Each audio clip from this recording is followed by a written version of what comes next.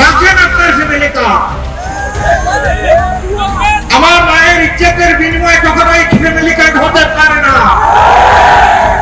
সম্মানিত ভাই বোনেরা, যুবক যুবতীরা, আমার বাড়িতে এবং কার বাড়িতে মিছিল নিয়ে গিয়ে বলে নাই আমাদেরকে বেকার ভাতা দিন। আমরা তাদের হাতে বেকার ভাতা তুলে দিয়ে তাদেরকে অপমানিত করতে চাই না।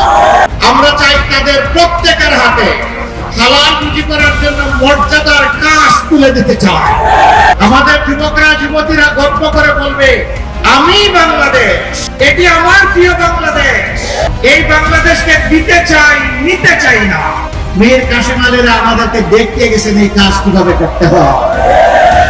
স্বাস্থ্য সেবার পথ প্রদর্শক, যিনি যুগান্তকারী বিপ্লব এনেছিলেন স্বাস্থ্য সেবায়, সহ্য করতে না পারে তারাই শেষ করে দিল। ইনশাআল্লাহ প্রতিটি শিশু থেকে বৃদ্ধ, মা থেকে বাবা, সবার জন্য স্বাস্থ্য সেবা নিশ্চিত করা হবে ইনশাআল্লাহ।